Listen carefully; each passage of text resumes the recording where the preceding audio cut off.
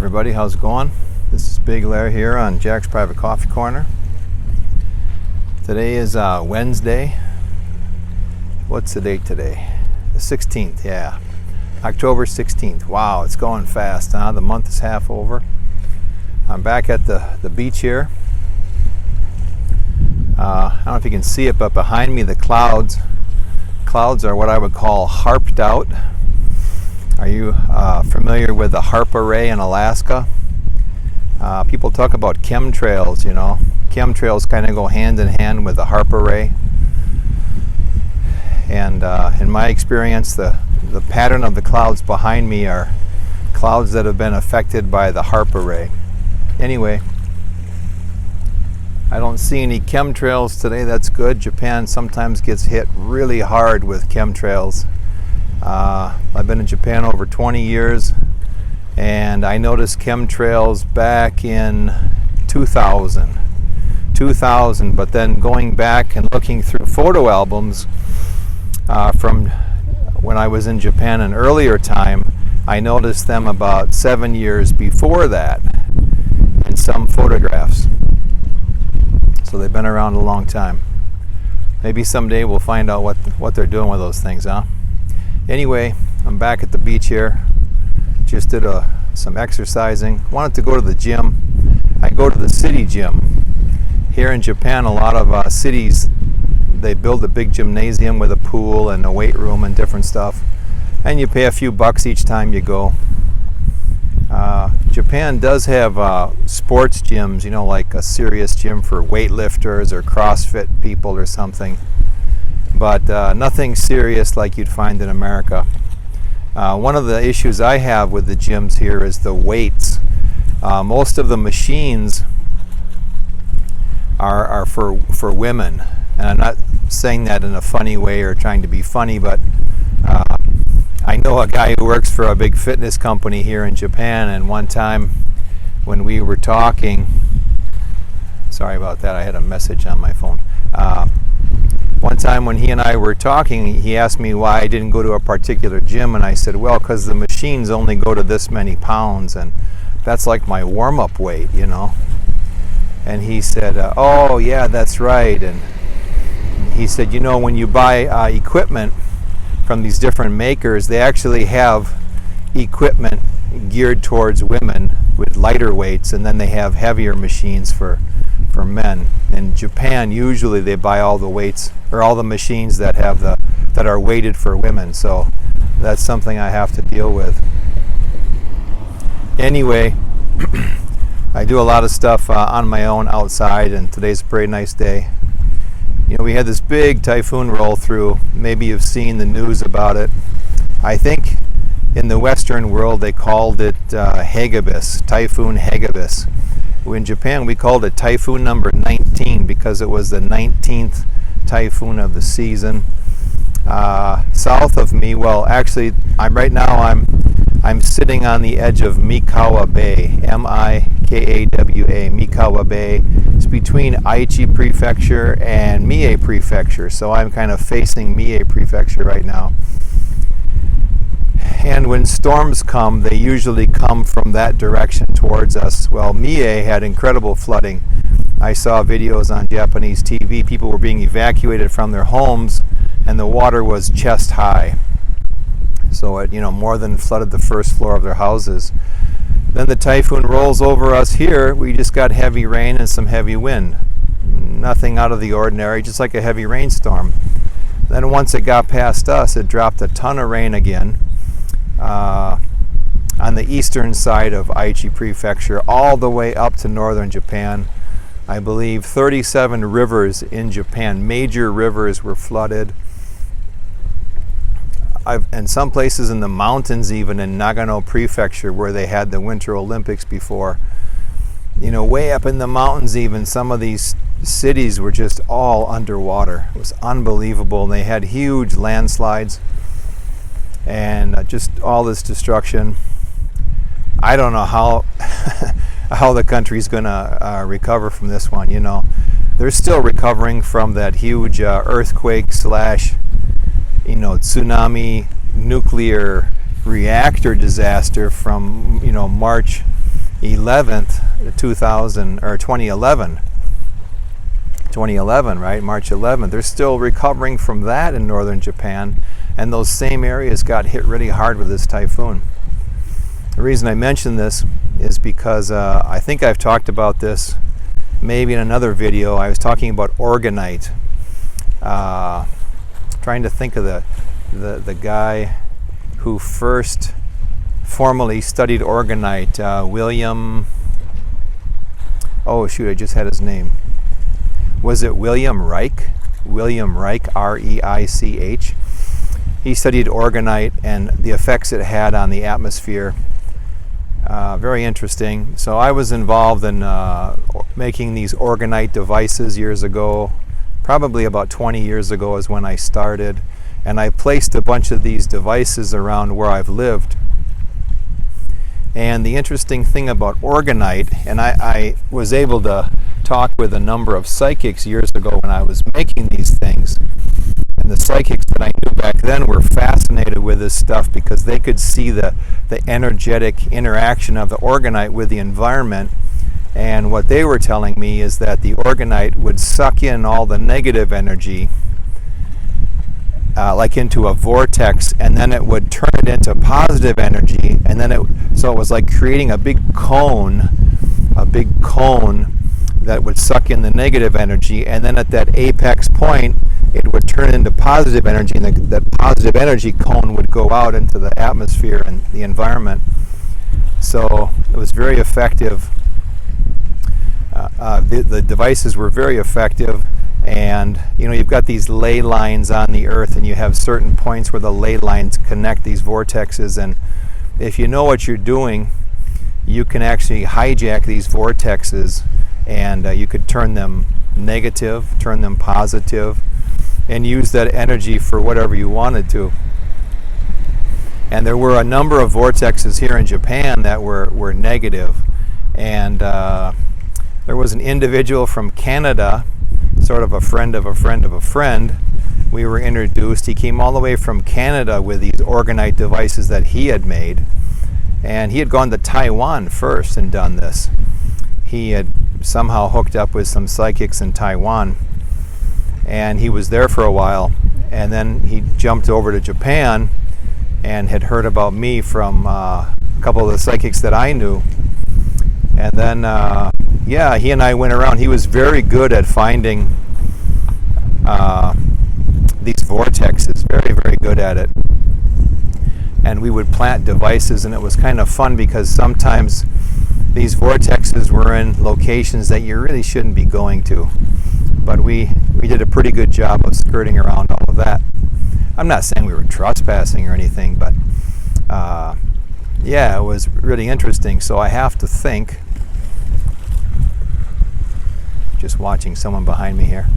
So I have to think that all of those orgonite devices that I've placed are probably having a super positive effect on where I live, not getting hit by these tremendous typhoons. It's just a theory, but we so far have been safe all the years that I've been in Japan with these devices. Now, I am planning on moving to the States, and I will take all my devices with me. And I have a feeling that once I do that, this area is going to really get the crap kicked out of it with typhoons and earthquakes and whatnot. But hey, that's life, So anyway, maybe someone is saying, hey, why don't you just leave your orgonite devices in Japan there and come to America and make some new ones? You haven't seen my orgonite devices. I have some really large devices, and I literally have thousands of dollars invested in just the crystals in some of these things. Buying crystals in Japan is a little bit like buying precious metals. It's very hard to come by. And some of the suppliers that I used to get them from in the beginning quickly realized that there was some value that they didn't understand, and they really jacked the prices up, so it became quite tough to actually afford these things. However, I took the hit and made these things because I thought it was going to be a positive thing for myself and my family and the area we were living, and I think so far it's panned out. Okay, what else was I going to say here? Okay, I'm just making sure this person behind me isn't sneaking up like a ninja or something.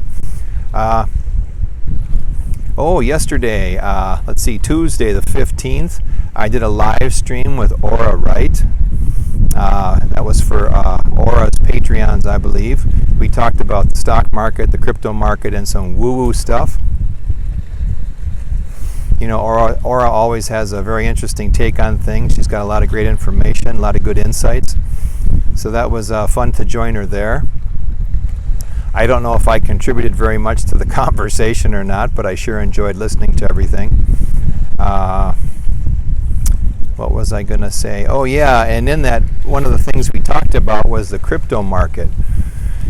Crypto market really isn't doing much. And I explained a little bit in that live stream how I approach investing, how I see these patterns. It was pretty late at night for me, so I can't quite remember if I did justice to the topic or not, but maybe that's something I could explain a little bit more in another video.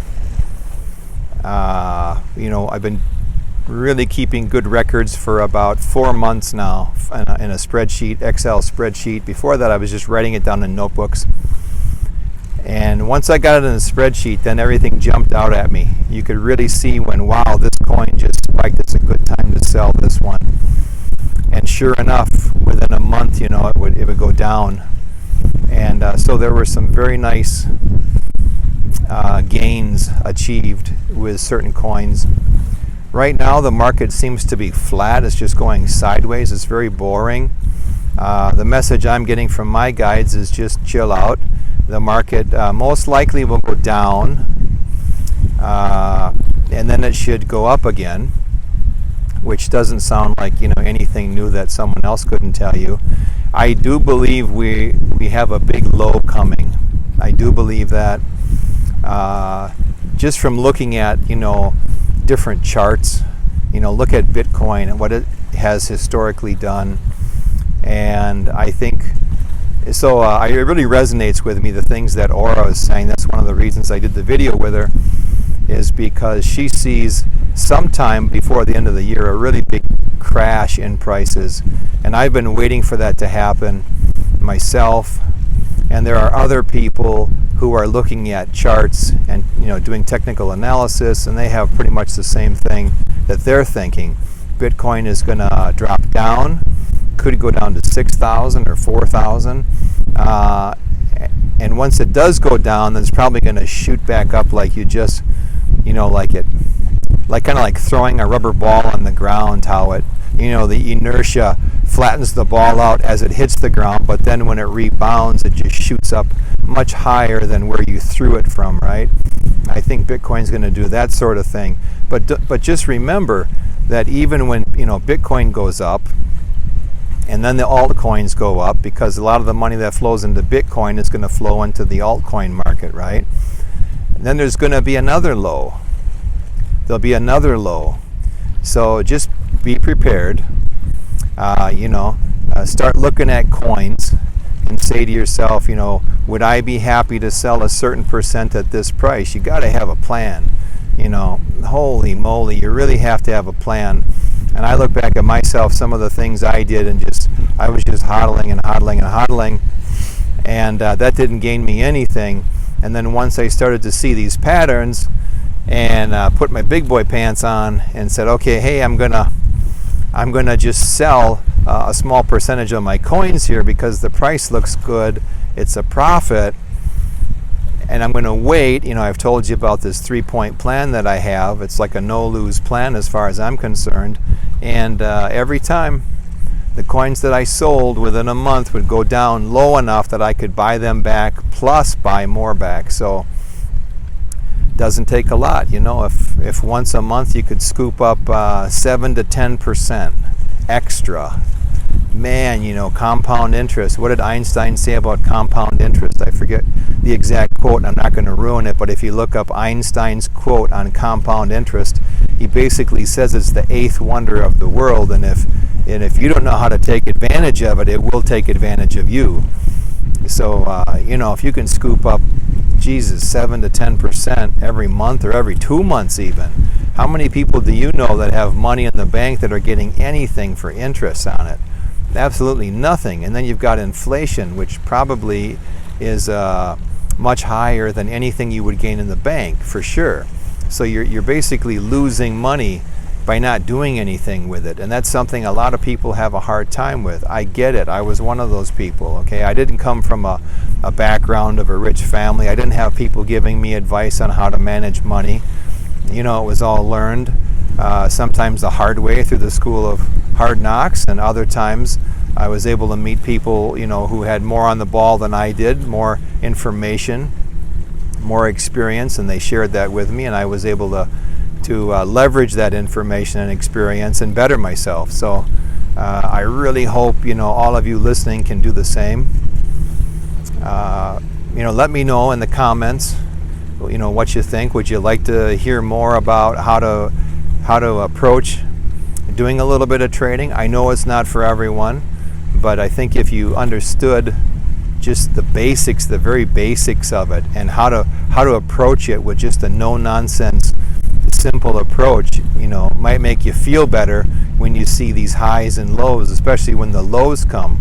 Now when I think about the lows, I'm no longer, oh Jesus, you know, gee, it's depressing and I'm sad and man, my coins are down and what am I going to do now? No, I'm really happy because I'm thinking, okay, when it hits a high, what am I going to sell?